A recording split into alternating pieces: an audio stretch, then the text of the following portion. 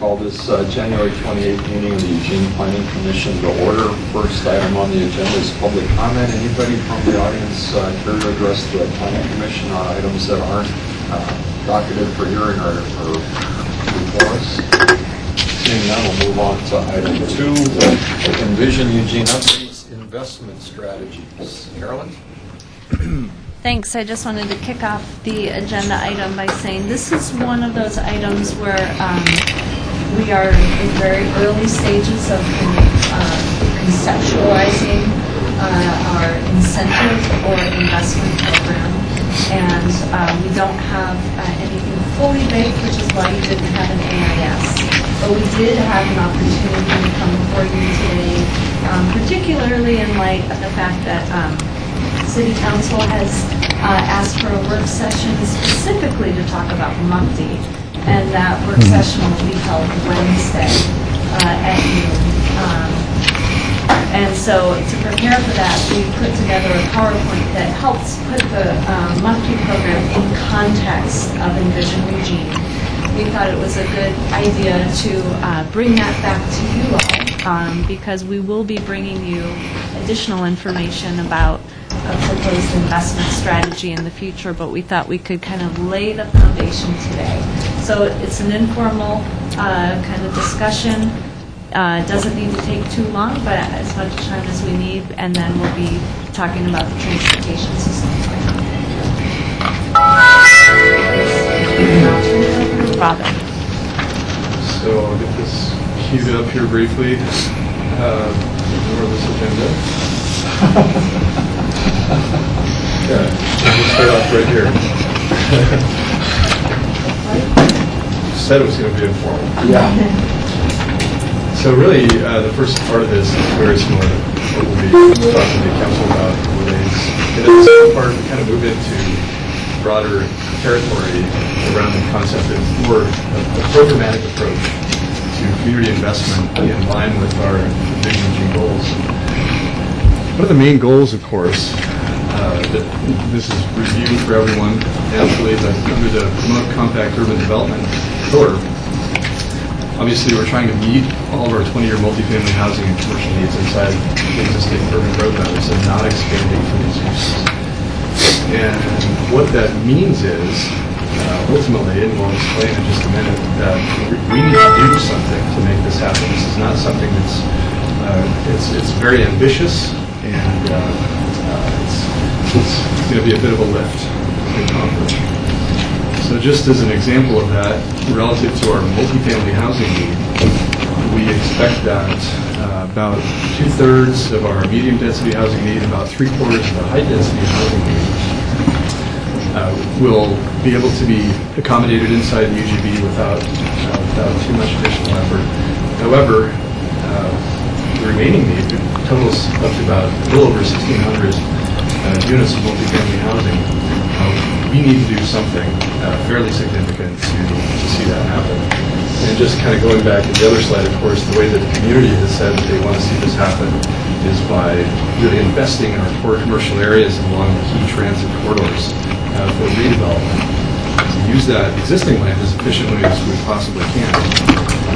Similarly, there's a fair chunk of the commercial need that we expect to be accommodated through existing capacity, vacant land, and so forth.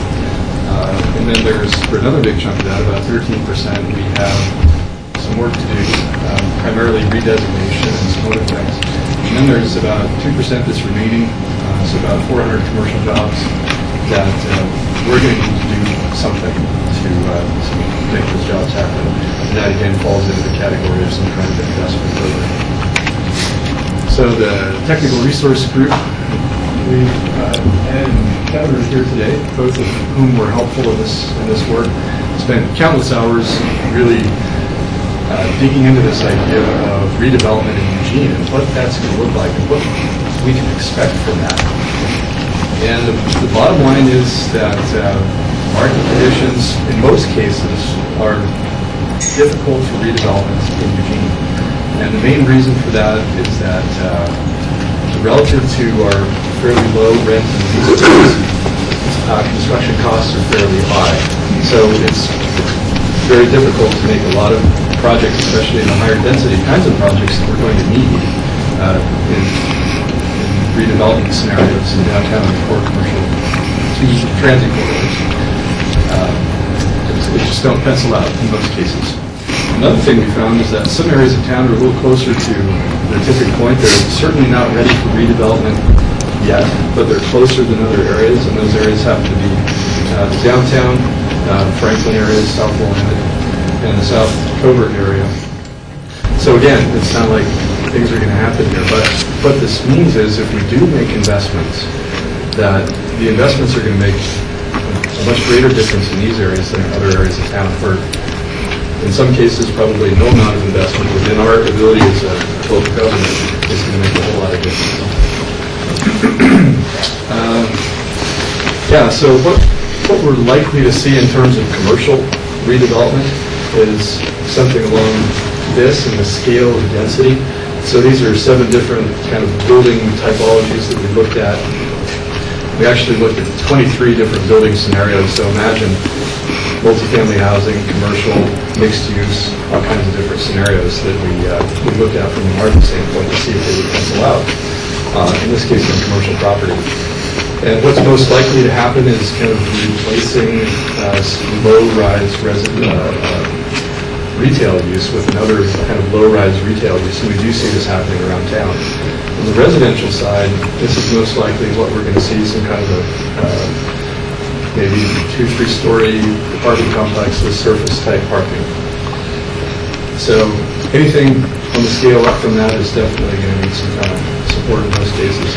A couple of special market sectors that do seem to pencil out and that we're accommodating and accounting for in the math when we look at our need over time.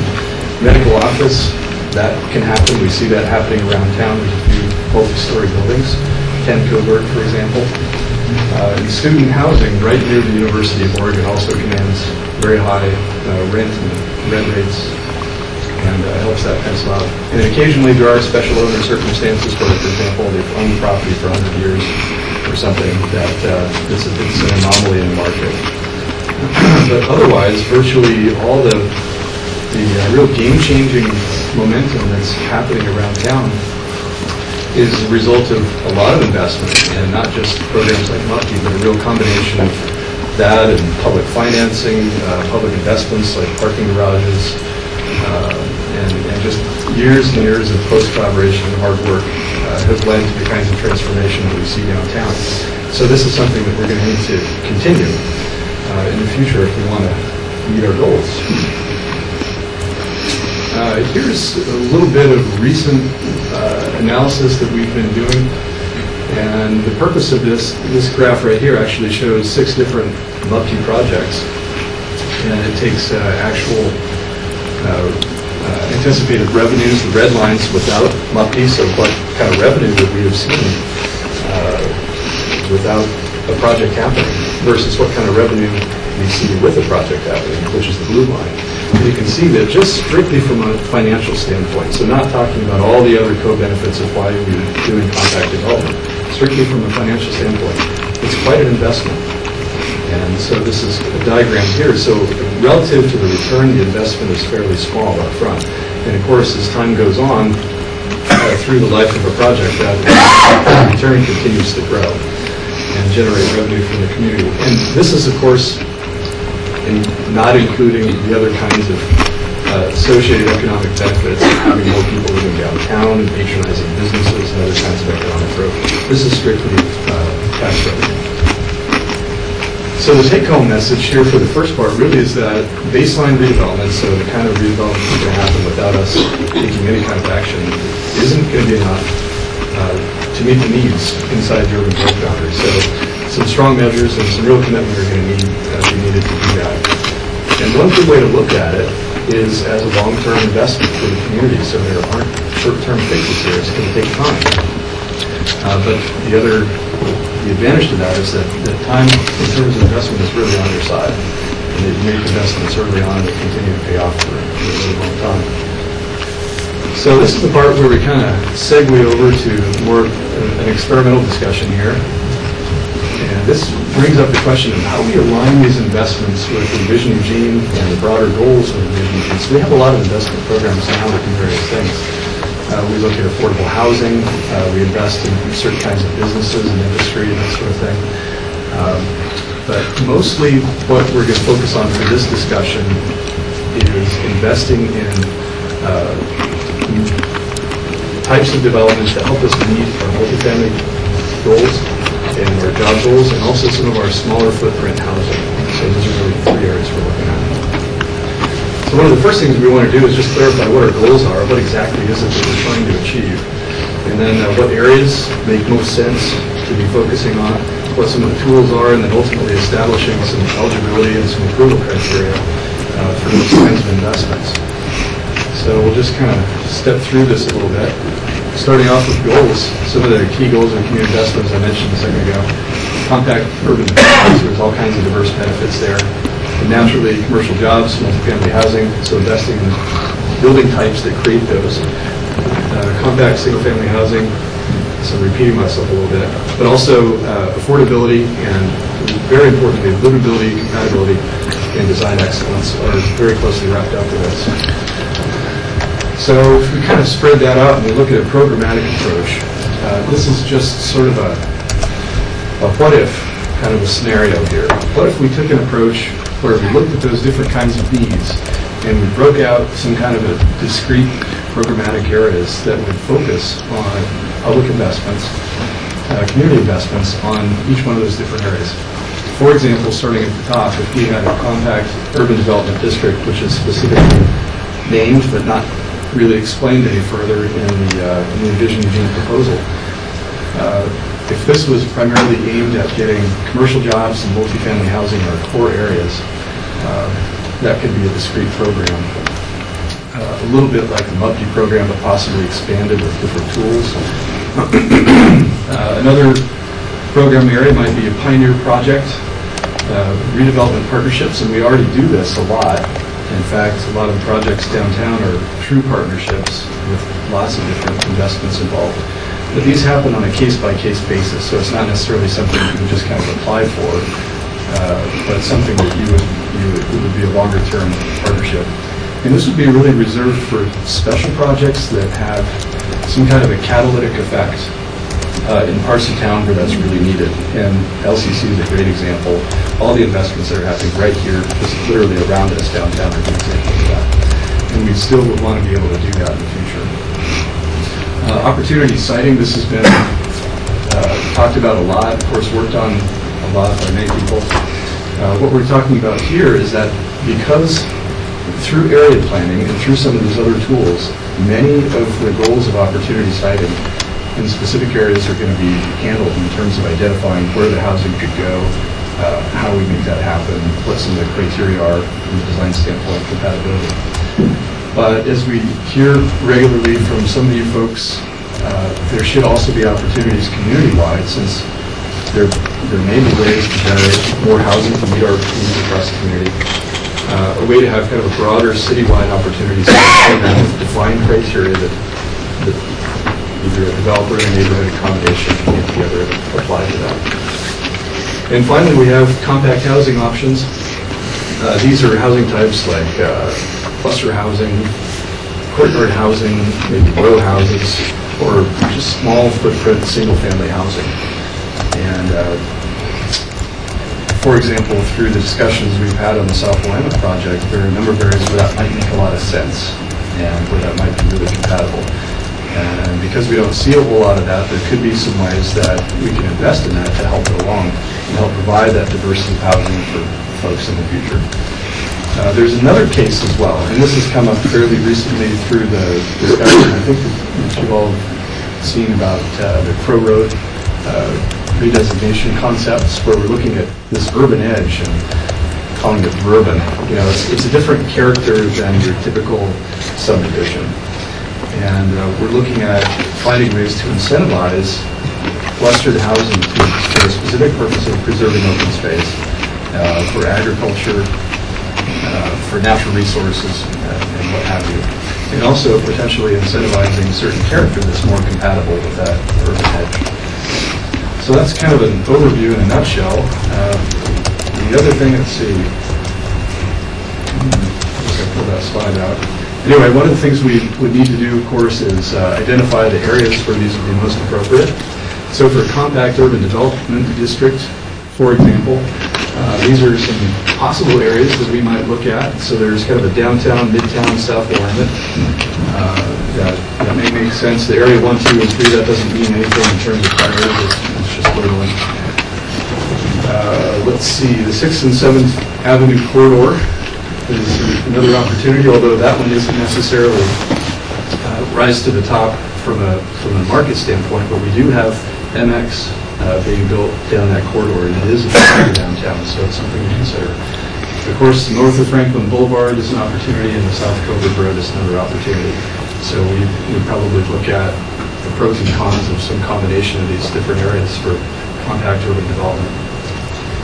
As far as the small footprint housing options, or the compact housing options, this is a plan of the South Willamette concept in its draft form. And some of these areas around the edges that serve as a transition between the multifamily housing and some of the regular R1 existing housing may be good opportunities to look at these different housing types. And so if that program were to be created, we would want to probably identify areas only through an opportunity siting, or not an opportunity siting, but an area planning kind of a program, and sort of come out the end of that process and know where those areas are and where we want to make those investments. For the urban edge, this is a concept here of the Crow Road area. So there may be some areas, for example, the hash mark areas in the center there that want to invest in certain kinds of housing options or certain kinds of housing types. Maybe for some of the other areas, we want to incentivize preservation of open space through more compact development. And of course, for each one of these, we'd have a different set of tools that would go along with it. And there's obviously a menu that's much longer than what I'm showing here, but these are just some examples. So what we want to do is take a look at these tools and say, well, which ones are going to be most appropriate? Probably for the big challenges, like getting the multifamily housing and those jobs, we're going to want bigger hammers for that. We're going to want to make the biggest investments probably in those kinds of things. And for some of the other ones, maybe they're more subtle investments. Maybe the gap isn't as large to incentivize those. So something to consider. We also have a range of facilitative tools, and so over the years, as we've talked about what it takes to close the gap and get certain kinds of development to happen, we've heard over and over again that just assistance, support, and being there, so design assistance, facilitative assistance from staff is a big one. We've also talked about pre-approved design concepts. This is kind of emerging out of the South Willamette project. Portland has done a lot of work around this, where they work with designers and neighbors, everybody, to come up with design schemes that actually work on the size and configuration of properties in certain areas of town that people are okay with and that are compatible and seem to work. And so they work with the development community to kind of use those as a template. Another option, of course, is expediting permits or true partnerships in combination with financial tools. Another idea is potentially marketing assistance, and this could either be marketing a certain district in a certain way, investing in it from a kind of a broader perspective, or actually marketing the investment program itself to make sure that the community, including neighbors, but also the development community, especially designers, are aware of these programs and take advantage of them. And ultimately, we'd be looking at eligibility and approval criteria, so for housing and jobs, certain density minimums or qualifications, type and location of the project, maybe it's certain target markets that we're looking for, and of course design excellence and compatibility and how those all shake out. So we're working on all that stuff in parallel. But just kind of wanted to give you a sneak peek here. There's going to be further analysis. We're obviously in the middle of all this. Looking at these options, refining area planning to kind of fill in some of the gaps as we move forward. That's it for the presentation. We'd like to begin the conversation. Rick, Steve, John Vulture.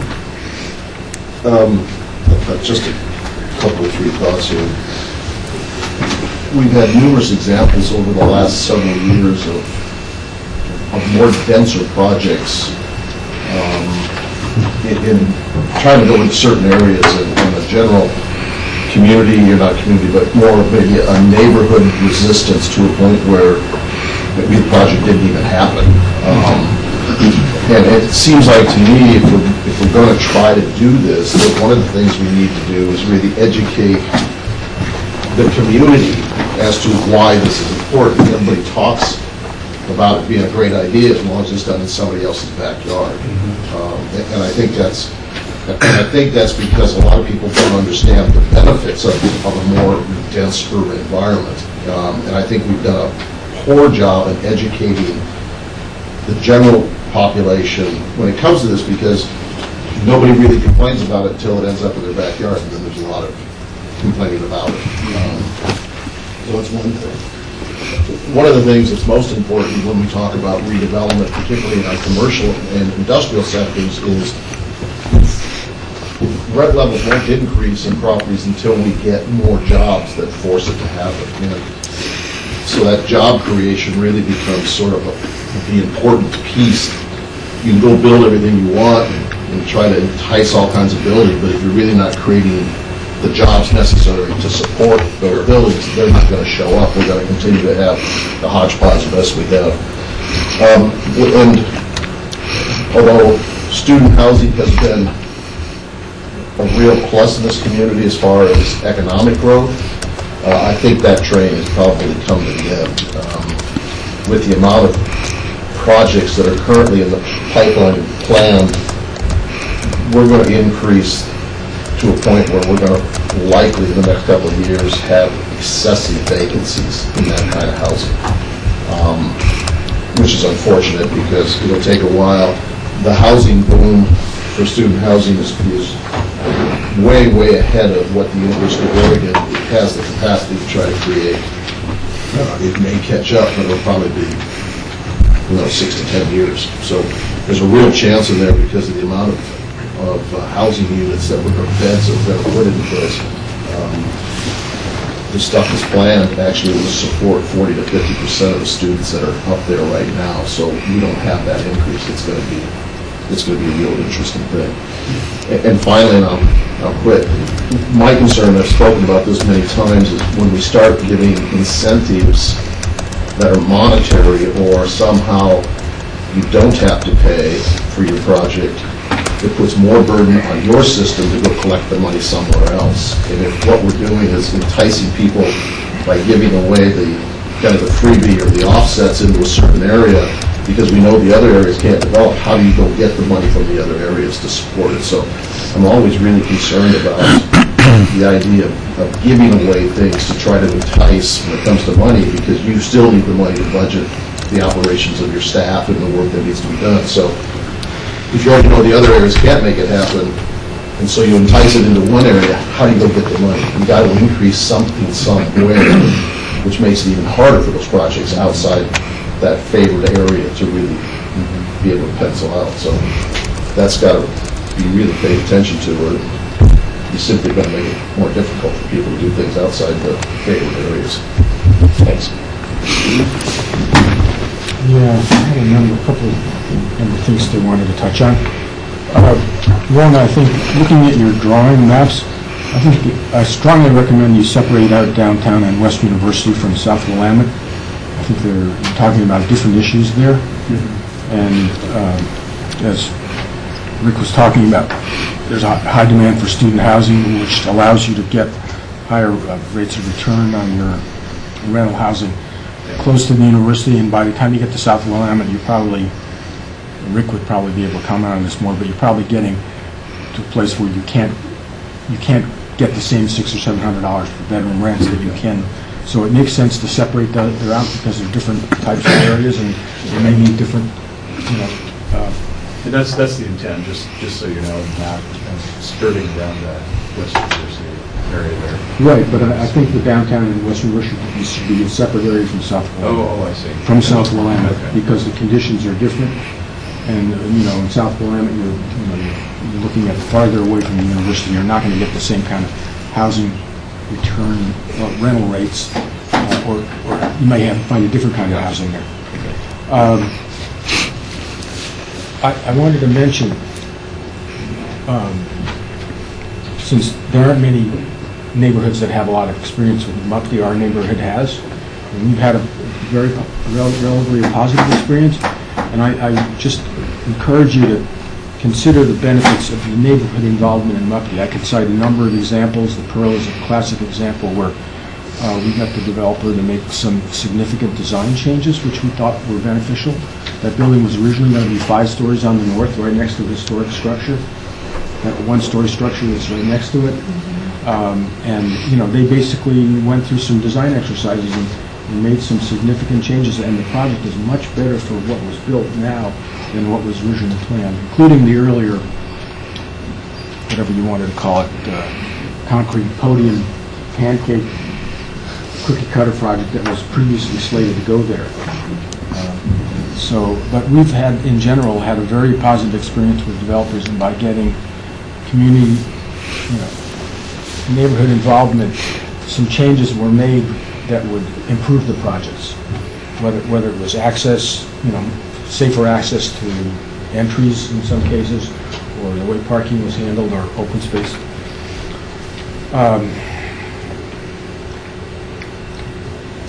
I wanted to come back and talk a little bit about one other thing I'll mention.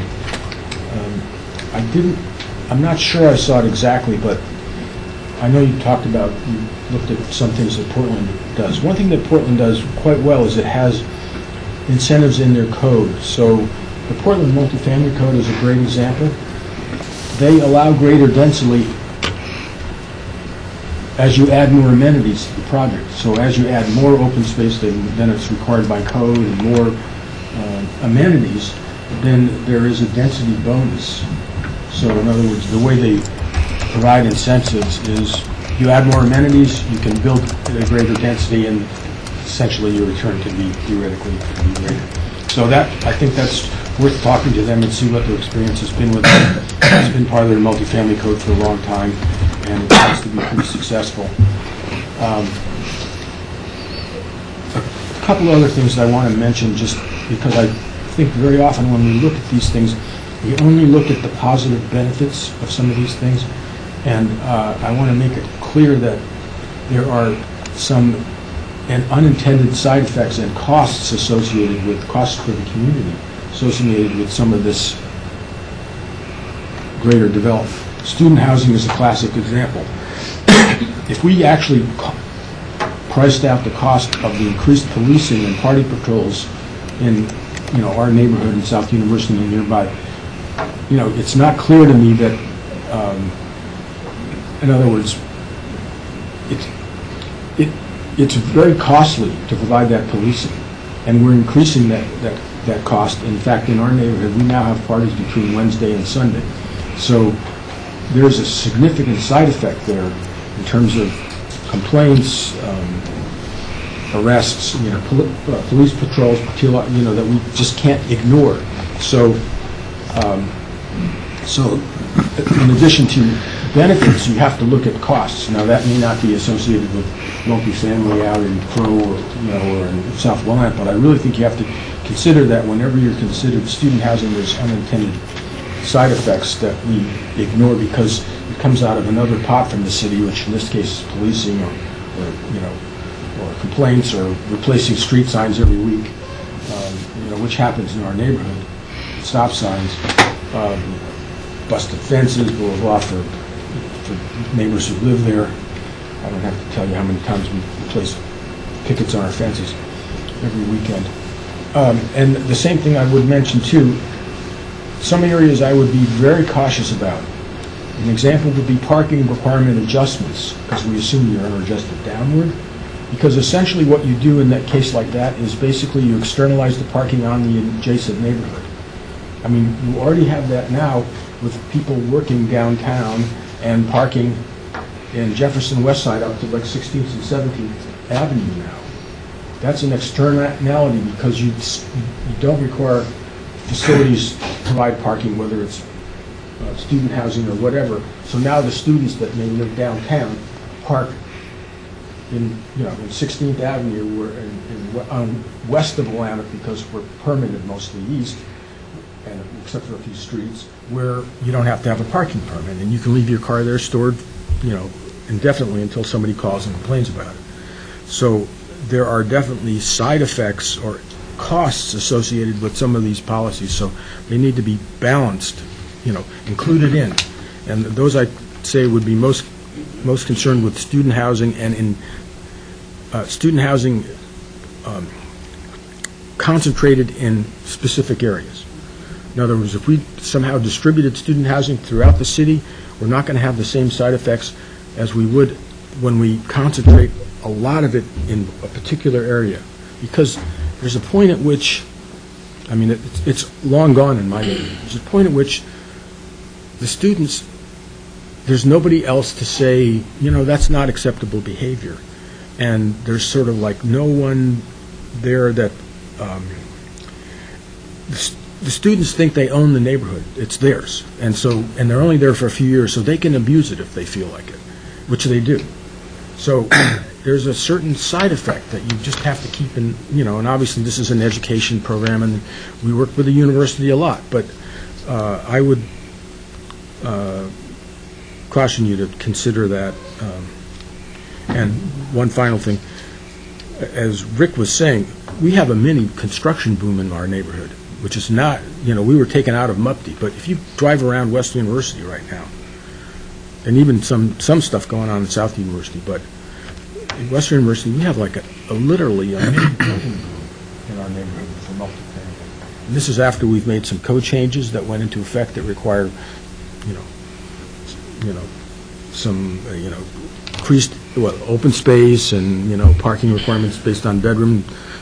So anyway, I just want to point out that there's a lot of construction going on in related to student housing that is clearly not dependent on MUPTI, because it wouldn't be happening if it would depended on MUPTI. It wouldn't be happening in my neighborhood, and it's just, there's tons of it.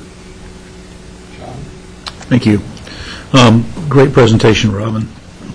I'm really pleased to see that you're still laying open the opportunity for developers who don't fit into your expected areas of redevelopment to still engage if they have a project they want to move forward. And I'm also really pleased to hear that MUPTI may be repurposed for the idea of meeting the goals of Envision Eugene. One caveat, though, is you had that cost-benefit graph where you showed the 10 years of reduced income and then the pie of growth after that. Mm-hmm. Doesn't that kind of assume that the project wouldn't be built if MUPTI weren't available? Yeah, that's correct. That might want to put a caveat on that. The but-for clause. But that's not necessarily the case. Not all projects wouldn't have moved forward without MUPTI, I suspect. Right. That kind of falls into the category of deciding what the criteria would be for the project. That's a good point. But you just might mention that with that graph so you don't have someone coming back at you with it. Good point. The only other thing I would add is that Rick mentioned that neighborhoods may be averse to these types of ideas. That brought a couple of things to mind to me. Is we really need to start looking at how we make those transitions in the redevelopment of the core in those neighborhoods so that there is less concern. But even where there is, we also might look for what might be incentives for neighborhoods to accept that kind of development. For example, we talked about if we are looking at density of parks within a certain distance of development, that would indicate that you need to provide more parks where you redevelop. That might be seen as an incentive by the neighborhood. It does increase costs, however. So I think we need to start having that holistic look of how do we make all this work in the context of neighborhoods. And then we'll look forward to that happening soon. Thank you. Got myself in the queue there, Bill. Okay. Robin, you had a slide that depicted like 7 different densities of developments, and then you circled 2 likely development types. One was for multifamily housing, and the other one was for commercial development. Yes. And both of those seem to also have a considerable amount of surface parking associated with them. There was. This one. Yeah, and then the lower one and then the third one up. Is that the result of some market analysis that kind of development would occur? Yeah, absolutely. Okay. Then to the point that I have goes to what Steve was talking about, the incentive to do parking requirement adjustments. And I noticed that in Kurt's presentation on the transportation update, there's discussion in there about eliminating the minimum parking requirements and perhaps even imposing a maximum parking requirement. And it just seems to me that that's counterintuitive to what the market is telling us we need. Actually, these studies were done based on what current code requires. So one of the limiting factors, and Rick can talk more about this specifically, but one of the limiting factors, of course, is in how much density you can build on a lot, is if you only have so much surface to accommodate parking, you can only make a building that's so large. So this isn't necessarily what the market is demanding, this is what code is requiring.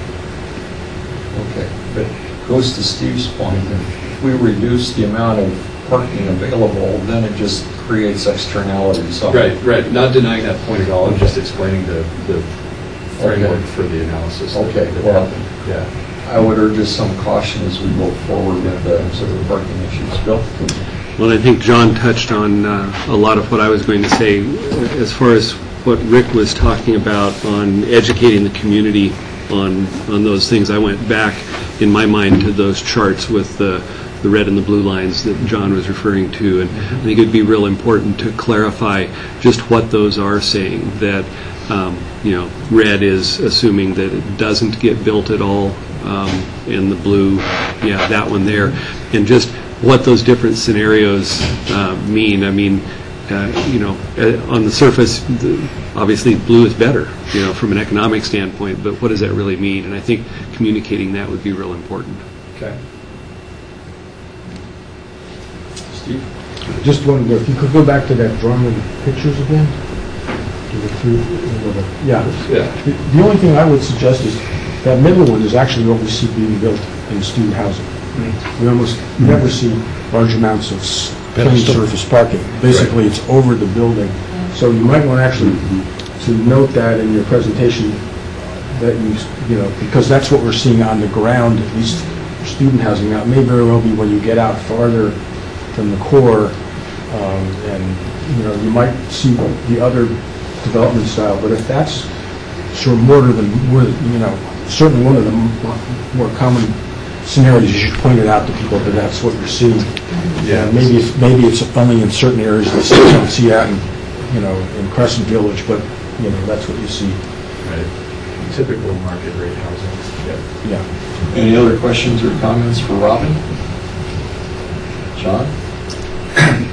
What I don't understand looking at that picture is basically the two circles indicate what's happening for the most part. But if you want something different to happen, why don't you put the incentives for that? I mean, if you go further up that chart and you have much more either office space or housing units being built, but the incentive is to provide an incentive to use the same acreage but put in a parking garage, you get more of both of what you want in density and whatever. I mean, just to do an incentive for something that's being built anyway because of code doesn't make any sense to me. That's the point of the slide, to show that this is what we get without an incentive, that we would be providing incentives to get the other types. Well, I didn't hear that in the presentation. I'm sorry. I never heard that you never mentioned that the intention would be to go to the other. Thank you. Yeah. That helps. Thanks for that clarification. Yeah, that's good. Comment on the comment, John? I know I sound like a broken record, but could you provide us a link to this presentation? Sure. Thank you. The intent of when Rob and I developed this model and process was to be able to take a look at, using in this situation, the 7 scenarios, what were the types of properties outside, say, these 2 circles, that might be able to get an incentive that actually would put it over, as Robin calls it, the tipping point. As an example, the farthest one up with embedded and high-rise and everything else. As an example, there were places when we ran that model that said that the land value had to be a negative $500 or $600 a square foot, meaning the seller would have to pay you $500 or $600 a square foot to buy it to make it work. Well, that doesn't make sense. The ones on the lower end that we developed, those were ones where it, as far as a monetary standpoint, may only need a couple of $3 a square foot of site to sort of put it over the tipping point. Now, you still have market conditions that this doesn't take into, where maybe the land's really worth zero or negative, and we can make it work a little positive, but the owner really thinks it's worth $25 or $30 a foot, so you've still got that market condition that the model doesn't deal with. So that was kind of what we were trying to get at when we built this thing. And I should say, I forgot to mention this, I don't know why, but Rick was incredibly instrumental, and we would not have been able to do this analysis without him, so he also put in countless hours of effort doing the analysis that helped us understand our redevelopment capacity, so I just want to say that. Thank you, Rick. Robin made it look pretty. Yeah, one other comment, just, there was a swath of property between 13th and 18th that had a FAR, floor area ratio required on it. That was removed because there wasn't really much going on there, but the only reason I mention that is just that, we took away, we brought the code down so you could build at the very lowest level. And although it would be nice to get all the way to the higher level, and that's a good example. There's a lot of older properties on the Willamette Street and the adjacent streets in West University that are zoned, commercial, and there's a geo zone there. But there's a bunch of one-story properties there. It would be a big improvement, even if they were renovated, taken apart, or renovated or replaced with a two-story building that had commercial below and apartment above or something, apartments above. So it's sort of like there would be, again, I'm not sure how it pencils out, but that would be, we would assume that would be less costly than the other extreme. So maybe it's worthwhile trying to mention that, because that sort of looks like a one-story building. And I don't know if that was the intention, but that's what we have now. Is we have basically one-story commercial with a lot of parking. So are you suggesting there's something in between these two? Well, it depends on what you're thinking about them as I'm thinking about this now as commercial, okay? And so, yeah, there is a step between that, and that is a one-story and a two-story, yeah. I mean, it's a two-story building with surface parking, it's not over the building either, it's just because you've got commercial on the lower floor, and maybe you rent some apartments, or maybe it's 3 stories, and you got 2 stories of apartments above, or offices, So, which would be an improvement. I can cite examples. You've got the pizza place on 13th and Pearl that Becky and Johnny's owners. And if the conditions would have been right, they could have put something above it. An apartment, right? Or a couple of apartments above it, because it's surrounded by housing as well.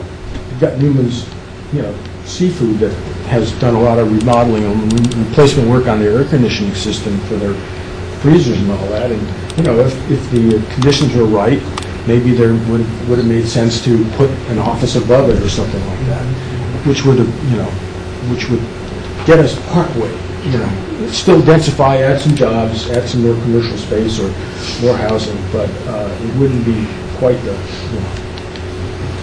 And again, Final comments? Robin, thanks very much. Great. Thank Good you. luck. We'll be back. Good job. Thanks for that, Kurt, I haven't seen you for a while. Looks like you've done a lot of work in between now and last night. Well, I hope it seems that way to you.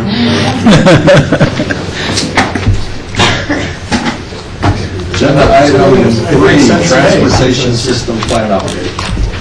Thank you. I'm glad to be back. And I think it's been May since I was here before this group. I'm glad you thought a lot of work has occurred, and we're gearing up for a very busy year. And a lot of ideas and a lot of analysis to fruition. So I appreciate the opportunity to be here, start working on your enthusiasm also, and I'm hoping this is the first of many check-ins during the coming year. Starting from the beginning, the Transportation System Plan, which is often called the TSP, is essentially the transportation element of the city's comprehensive plan. And what we're updating now is the term Envision Eugene. So with what both together will be our 20-year comprehensive plan. By state law, we will have a 20-year horizon that we're planning for. In addition, there are 2 regional transportation plans that are required respectively by the state and the federal government for different purposes. And we're under a Land Conservation and Development Commission order that the Regional Transportation System Plan, the state plan, be updated for this region in the year 2013. And so our hope, and part of what's pushing our local plan, is to have our local transportation policies gel in the direction this community wants to head in time that we are feeding that into the regional transportation plans. Keep them consistent and very complementary to our local needs. And I want to give a shout out to our friends at ODOT, because the local plan and the state regional transportation system plan are state requirements. ODOT has been very generous with their funding and providing a consultant team to us to proceed through this. Our preparation of the local transportation system plan, the work program breaks nicely into 2 phases, and we're transitioning from phase 1 to phase 2. It also so happens that the funding was broken into 2 phases by ODOT, and so we're in the process now of creating a new scope of work, and we're hopeful, knocking on wood, that ODOT funding will come through to carry most, if not all, of our local expenses for the next year. During the phase 1, the last year plus, we've spent primarily with our Transportation Community Resource Group. It's a spin-off and added to the concept of Envision Eugene's Community Resource Group. We invite hundreds of people to attend and participate. We have had, from meeting to meeting, varying between 25 maybe and up to 50 fairly regular participants through this, and maybe not surprising that some of the same participants, Mr. McMahon and Matthews, who were complimented on their work for the Envision Eugene, have also been very active community members with our community resource group, as have several of the planning commissioners and sustainability commissioners also. So it's been very good discussions. We've learned a lot. I won't bother going through all the topics that we covered that was in your staff report, but we've been learning what makes our transportation system click. Prognosis for the future, talking about what we can prognosticate for the future. But to me, the real value in this is that we have formed a fairly large, very informed, very active constituency that I'm hoping will help us continue through to the plan creation and adoption. A few of the things that we heard and that sort of becoming some of the themes for the transportation plan is our future is very uncertain. There's so many different factors that are different now than what they had been in the past. So straightlining past trends into the future likely won't work. And you've heard many of these from the Envision Eugene work. Baby boomer cohorts are working less. There's a variety of reasons. Our travel patterns have changed. Younger people are driving less or later, fewer driver's licenses and whatnot. Just the availability and pricing of our fuels throws everything into a state of uncertainty. We have, as long as we're holding to or respecting our urban growth boundary as much as possible, much of that is already served by streets. So we have infrastructure in place. So the preservation and enhancement of our existing system is key. So parlaying that investment into the future, but figuring out how we need to make it work better for the future conditions, and being resilient and responsive to future conditions is key. We heard strongly from our community resource group to integrate sustainability into our planning and decision-making process. And so we went through quite a bit of analysis, which brought in the Sustainable Transportation Analysis and Rating System, the STARS program that evolved out of Portland. And you've seen some of the results in how that broke our few goals into a more refined breakdown of triple bottom line analysis and how that can come in and ways we might measure success for that. We heard from the Transportation Community Resource Group very strongly that we should try our best effort at meeting the city councils and the state goals for greenhouse gas reduction and being resilient for climate change. There is some, we don't know if we can get there, but give it a good shot. So that's our marching orders. It seems very clear that there will be less money in the future for construction and street improvements. One of the quotes we got from ODOT was they expect to have half the money available as they had in the past, and most of that will be earmarked by ODOT for highway improvements. So here at the local level, that's concerning. But it does tie back to what do we do with our existing streets to make them more functional and more efficient for us. We've heard the movement of freight is very important. So in many of our scenarios when we're talking congestion or converting lanes for bicycle or transit, the effect of that for the movement of freight is key, because that I for one rely on many items that I eat and buy being brought to me usually by truck. And it's key to our local economy. It's a concern, so that's always a voice in the back of our minds. Generally, some of the concerns are increasing our choices, how we get around, giving better real choice to people, how we can get around if we choose a different mode. Emphasis on safety, making connections primarily between workplaces, services, and lower income neighborhoods. And that gets back to providing choices to people who may not have the means to make all the choices that the rest of us do. And equity is an underlying foundation for the transportation plan. Many of what we're looking at is enabling a shift to what we call the active modes of transportation. So walking, biking, and transit. We find in a lot of neighborhoods there aren't sidewalks complete. There may not be easy ways of getting around it. If someone were to say, oh, I'll ride my bike to work, you may not be able to safely get from point A to point B.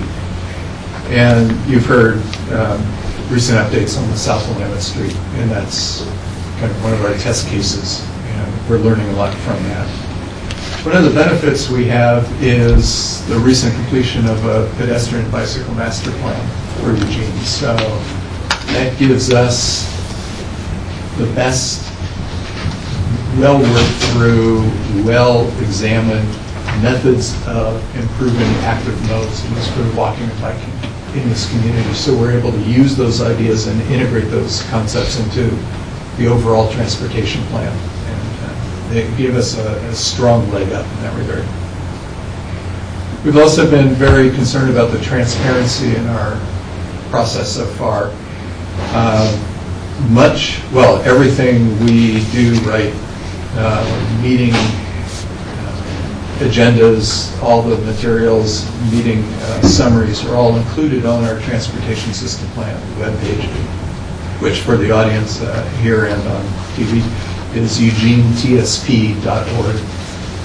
It's a new website, new when we began this process. It's also integrated with the regional transportation plans, Lane Transit District, City of Springfield, City of Coburn, Lane County.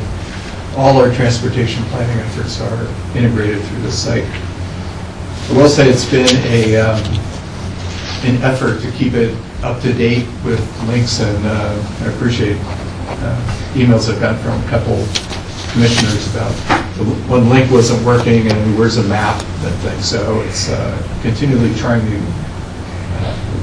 keep all the information readily available. We'll be revamping the site to make it easier for people that are joining us as Phase 2 progresses. So if you have suggestions on that, I'd love to hear. But I think as the transportation planning shifts into Phase 2, the level of interest in the community is likely to go up. We've been talking at a high level, philosophical, what are our goals for transportation system? We will soon be in the position of having analysis, and if we do these sets of improvements, these are the benefits and the costs. And if we do something else, what are the trade-offs? And we will be then having to choose between this. And I think that's when the general public will engage at a higher level. So in the end, we had a draft goals and objectives, again, based on the sustainability program. We had a list of all the potential projects that we should put into the mix and analyze and study. Do that. Phase 2, once we get our contract through ODOT, is an analysis of all those projects, comparing, winnowing those down into what best meets our goals and objectives, checking those against public input, again, and reaction to those, prioritizing, refining, putting costs to the higher priority projects, and packaging all that for adoption. Of course, we are coordinating with Envision Eugene, with the regional plans, with lane transit districts, and regional long-range transportation plan that they are working on concurrently. And our regional partners, the cities of Springfield, Coburg, and Lane County, are also working on transportation system plans. Because those all feed to a regional plan, we are talking about what are you doing for transit and what's this, and making sure they mesh. There's also a transportation options plan, which talks about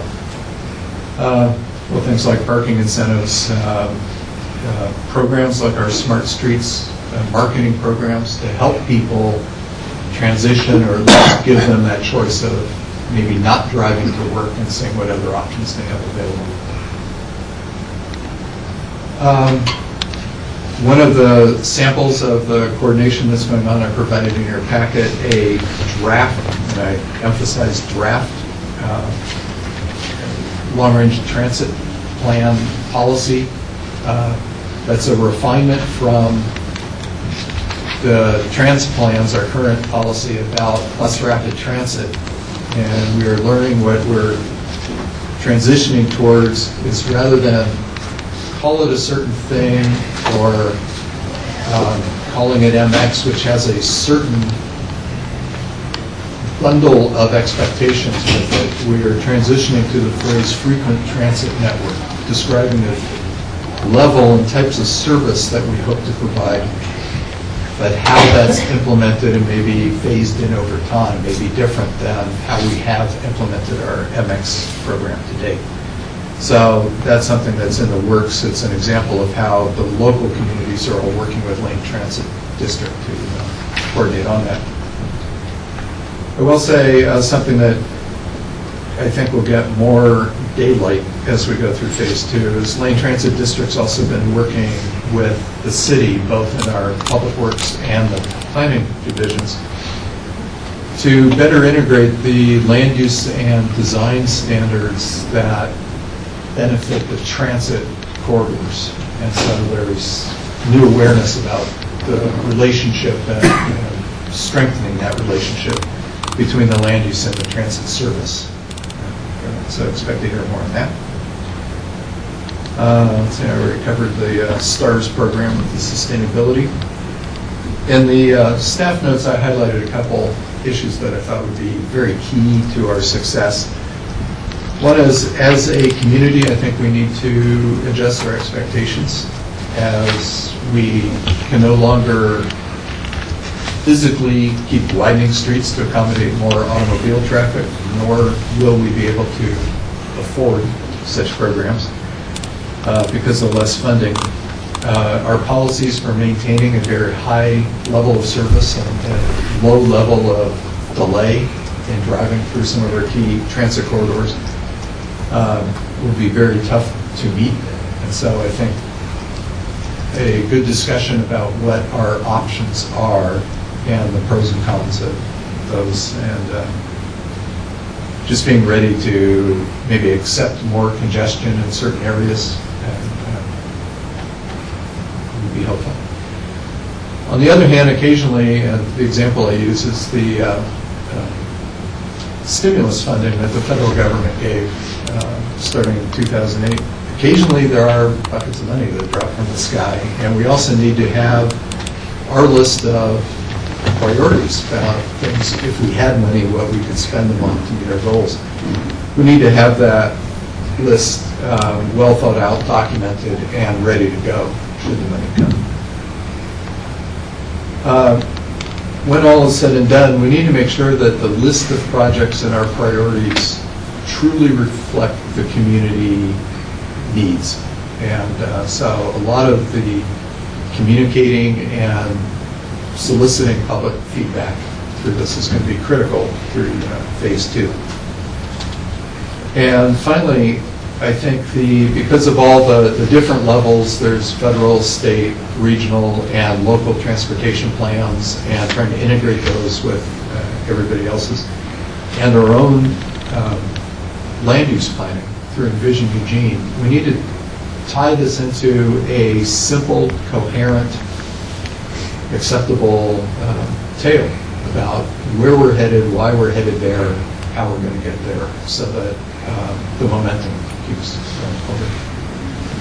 With that, we have a very slow printer back in Public Works, but based on one of the calls I got, I printed up a few of the, and I would say it's a slow printer, and I apologize, I was only able to get so many color copies. But the most recent, what will become a frequent transit network plan, but the most recent version of this was adopted for our regional transportation plan, the federal plan. So I ran some copies of that. The map was referenced in that draft policy that I came up with. And if you want paper, I tried to work through the links. But the graphics that had all the major projects that will be done, there's 9 or so copies of that.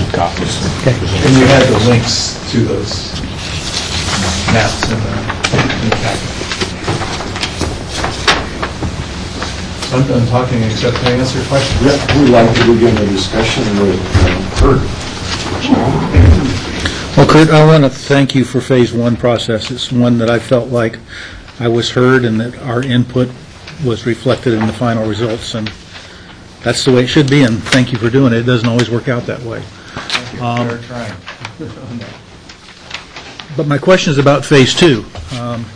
It says, will entail an evaluation of all potential projects, winnowing projects that do not meet community objectives and project prioritization, which is, pardon the pun, where the rubber meets the road. Who makes those decisions? Ultimately, City Council for adoption. Generally, though, getting there, what we are hoping for is within timing and budget limitations, a robust and discussion by the Transportation Community Resource Group. So some public vetting there. We've talked about having, so seeing if what comes out of the analysis really reflects our goals and objectives we think to move forward. If there are red flags, like, ooh, yes, we said we wanted those in our goals and objectives, but the end result may not be acceptable to us for whatever reason.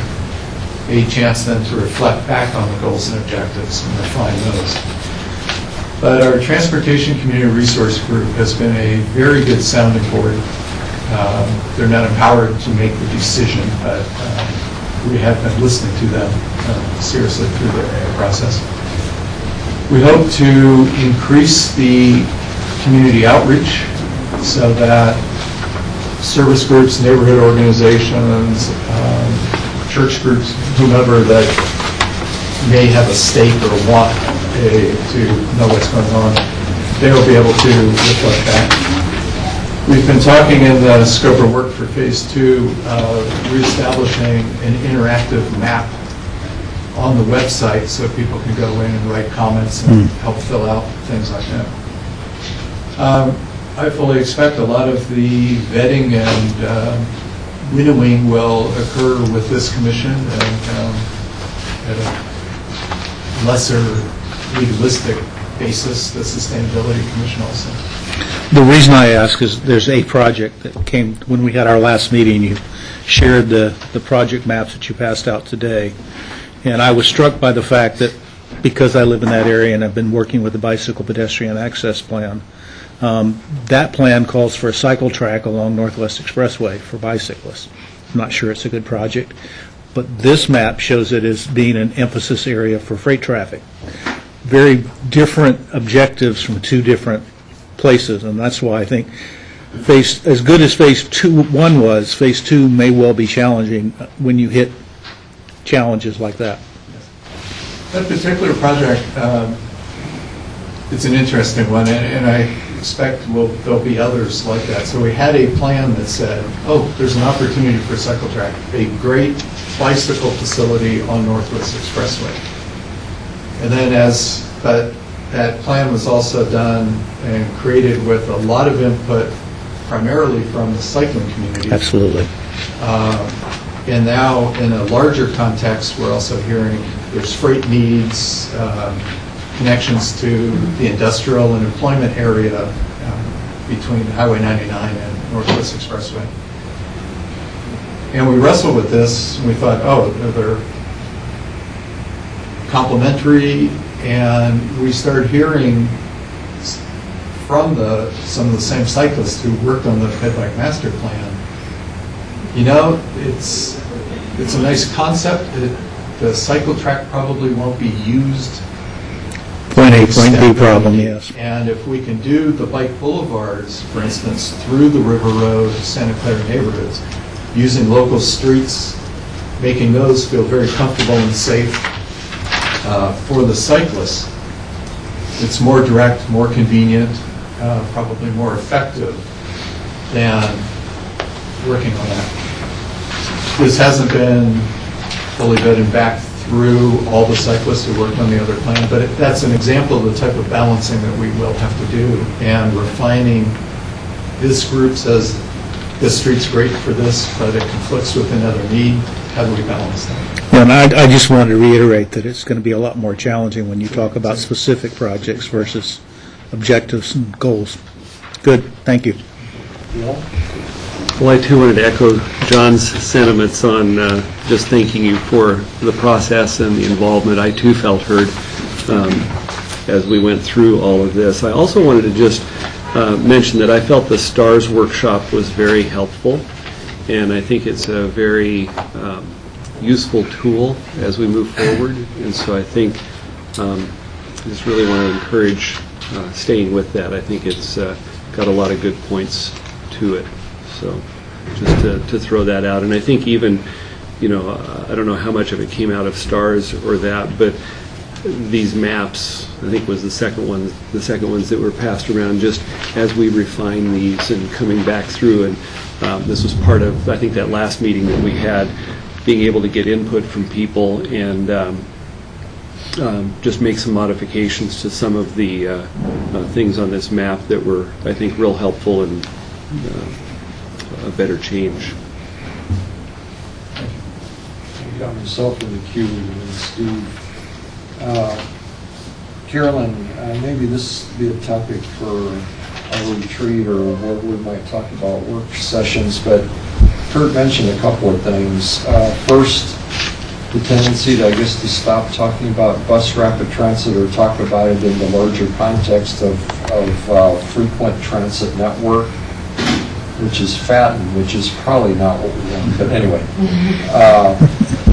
it might be useful for the planning commission just to have a work session on, we talked about this a couple of months ago, LTD's planning efforts and how they go about saying, okay, this leg of MX before this leg of MX, and how that's prioritized, and perhaps more importantly, how that dovetails with the transit corridor redevelopment that we have in Envision Eugene. So I think that would be a good work session for us. I think so too, probably more so than at the retreat, but an actual work session. Oh, I didn't mean at the retreat, but talking about if we're going to be developing a work program, I don't know what the agenda is, but yeah, a work session here.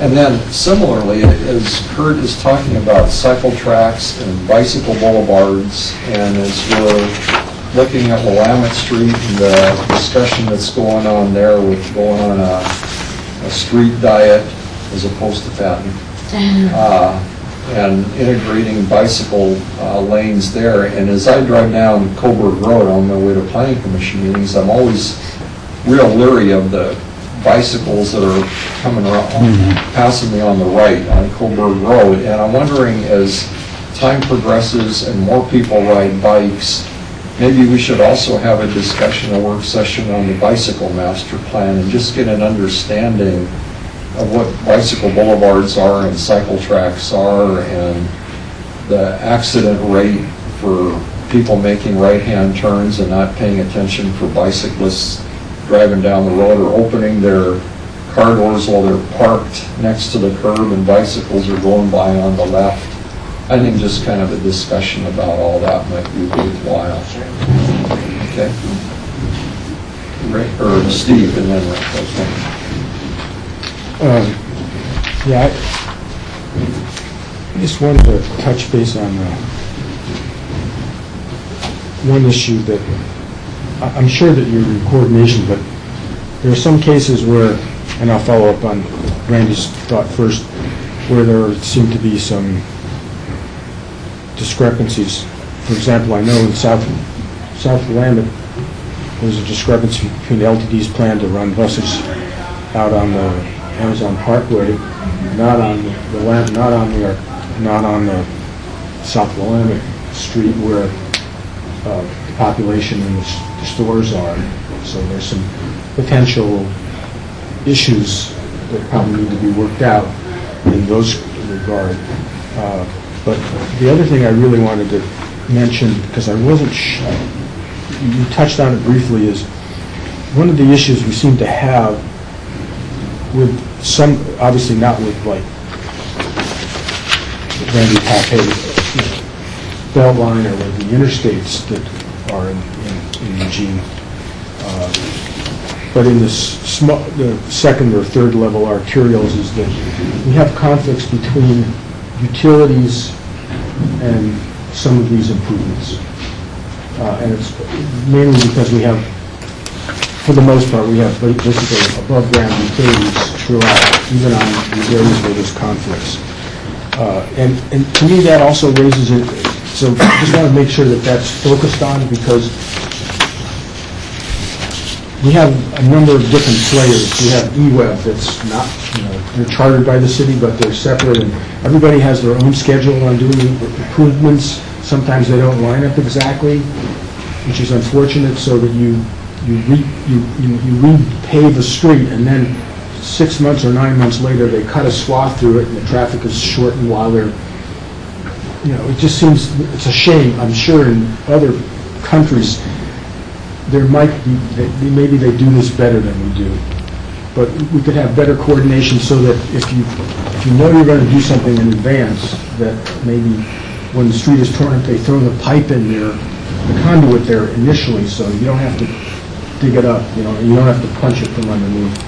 We do have a notification. Right. Particularly lately, the example's been the pavement preservation program. So when the street's done, the other utilities are given a window to do improvements that they can. And then there's a prohibition against cutting the new street for a number of years. Okay. Yeah, because I just wanted to make sure, because we've got the gas utility, we've got eWeb, we've got the There's cable. cable, we have the telephone, and a lot of these, phone stuff is pretty antiquated in terms of their wiring, and some of the UF's overhead wiring is pretty, and just in my neighborhood, they're just finally now going and grounding the transformers, which were never grounded, to meet the National Electric Code, which has been in place for about 5 years. The latest version, I think. So anyway, I just want to touch on that, because maybe that's something that we could try to focus on and do a better job, although you have this requirement not to cut, but make it very, very expensive to cut later on. In other words, if they have to do it later on, they have to put it back even more sustainably. So it may have been done initially as asphalt, and they have to put it back as concrete. In other words, a more durable material even, so that if you are going to, because a lot of times it's just planning horizons. They have a plan that they're going to replace the water pipes in there 2 years from now, and that's not when you're doing your street improvements or sidewalk improvements. So anyway, I just wanted to throw that out, because my experience has been with EWEP that they've been very reluctant to plan ahead and even put conduit in early on, even though it doesn't make sense. A great example is when you pave alleys. It seems a shame to me that, and you've got power distribution on the alley. It seems a shame when you pave an alley that you don't put in the conduit. You don't have the boxes for the electricity, but basically you've got the conduit that's up there. So all you have to do now is dig a hole, not dig up the whole 7-inch thick, high quality, alley paving or street paving that we did just next door to. So by putting more pressure to force some of these utilities to put some money up front, maybe we could, be better off later on. Rick? Maybe just a little update. Because we're trying to integrate our land use and transportation. And I know that at the state level, TIAs, transportation impact analysis, are becoming sort of an issue. We're talking about converting part of the Crow area we talked about. And yet, I remember we had a land use issue a couple, 3 or 4 years ago. And, you got 40 acres, but they only could build whatever it was, 28 houses, because ODOT said, no, you can't service that area. How is that playing in? Because one of the things that we always talked about in Vision Eugene and through a lot of the technical work we did was the idea that we're going to have to break that mold. We're not going to be able to have TIAs that say you can't go there, but by the way, we want to go there. That's it. Can you just give me an update of where we're at with all of those? Yeah, it's in transition. The way the systems works, or supposed to work, is we adopt a 20-year comprehensive plan. It has the land use projections where we think things will happen, where we want new development to occur or redevelopment, and a transportation plan that matches that. Says, here's what we will work on to help improve the system. And we adopt standards saying these are the levels of service or the amounts of congestion we are willing to accept. For the streets like West 11th out in that area that ODOT has jurisdiction for, they then also acknowledge, we hope, the levels of congestion, and so they match our expectations. And then there's expectations by the state that we will do what we have put in our plans to do. The example that you brought up, it's not unique, is where an owner tried or wanted to change the land use designation from an open space in the cemetery to something more active, and which then triggers the state review in our land use piece. So where we're heading, where we'd like to end up with our new comprehensive plans are a good understanding and perhaps better understanding of where development will occur, where we expect it, where we will be encouraging it to occur, a greater level of clarity about what levels of development were thought to be occurring in that's reflected in our transportation plan.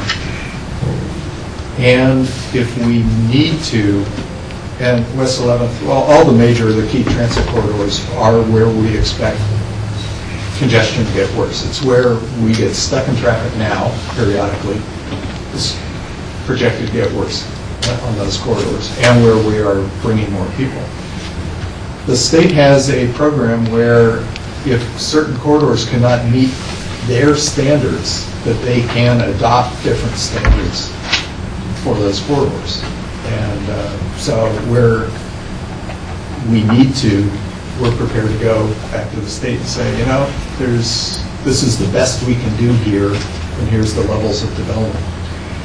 In essence, we'll be recalibrating both our local expectations and those with the state about how the system will operate into the future. And with luck, we will incorporate into that our expectations for new development, redevelopment.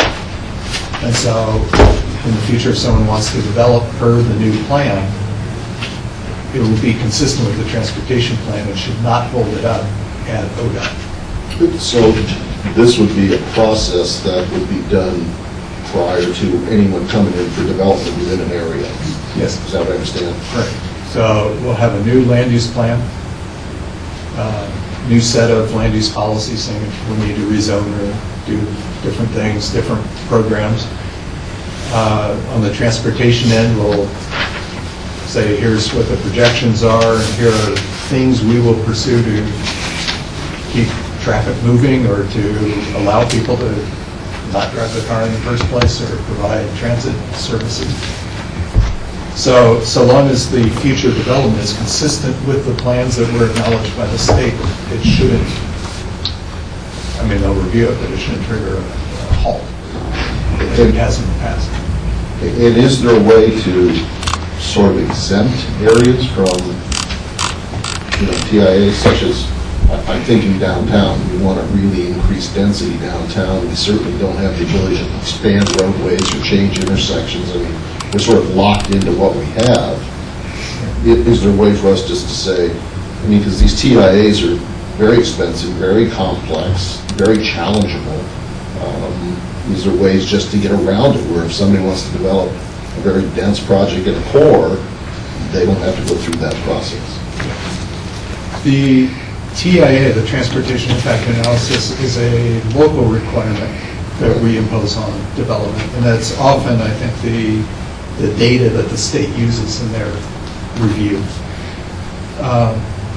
But we also use it at a local level for different purposes. So we've already started discussions with transportation, there's several staff teams and planning about, is the TIA, as it's currently defined anyway, by the city code, the right or even a necessary mechanism in areas like downtown? The streets are there, we're encouraging higher levels of development, there's great transit, there's bike lanes, a set number of streets. What else would we expect a developer to do if they're coming in to build what we've asked them to build, essentially by our land use plan? So we're looking at that, at making some of the requirements that apply citywide maybe less onerous in certain areas and more customized for certain areas. But that's a local process. So part of the process could be to move it out of the land use issue, not make it a land use issue since it's local? Yes and no. There's a point to where the land use, the construction, the design of a building affects the sidewalk and the street right there. And I think what we're trying to do is, but it's a land use process. Typically, people apply here at PDD for the building permits, and they may need site review or other procedures for approval. It's typically managed more through the land use. Transportation's integrated in, but so we're trying to make transportation less of a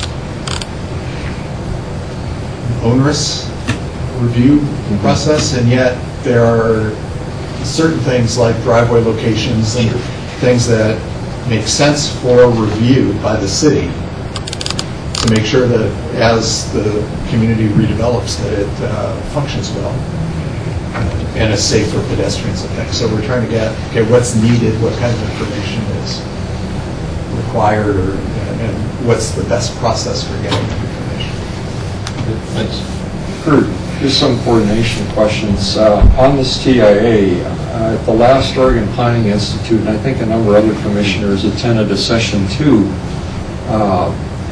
it seemed like the state rule changed that allowed some exemptions to the TIA. I guess I didn't realize it was necessarily just a city requirement, but maybe there are some parallels there that can be addressed, that if you don't need it at that state level, maybe it's similarly you don't need Could be, it I'll at look the up local that. level. Yeah. I'm not familiar. You all remember that? You're talking about the transportation planning rule, which is the state requirement, Yeah. as compared to the TIA, which is our local requirement. So the TPR is where they actually made some of those Okay. changes. Yeah, for like the mixed or multimodal areas. Yeah, I think what I remember is that it allowed us to determine what level of congestion we're comfortable with. And that's what And I was that's, I talking think, about, like, yeah. what can we do?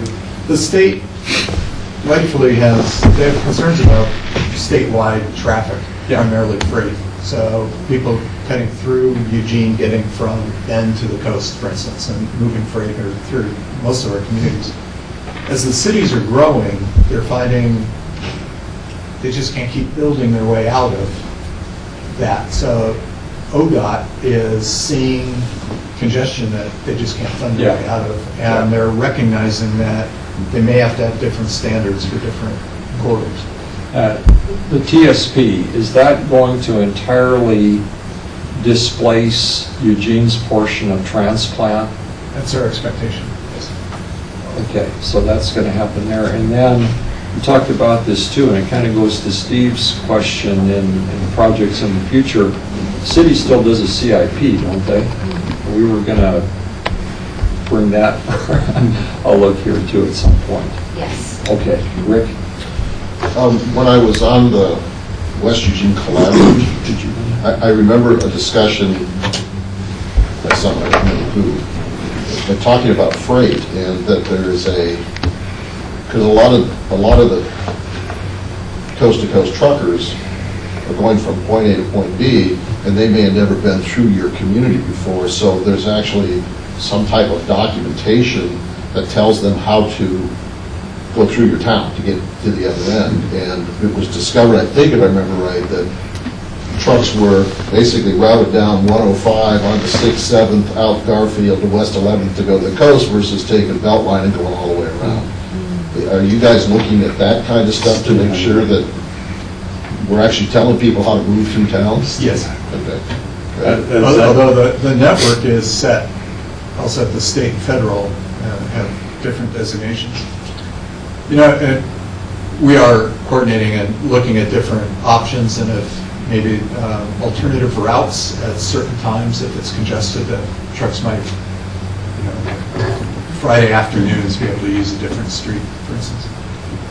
This brings up, it's one of the interesting evolving areas where we say it's hard to predict our futures.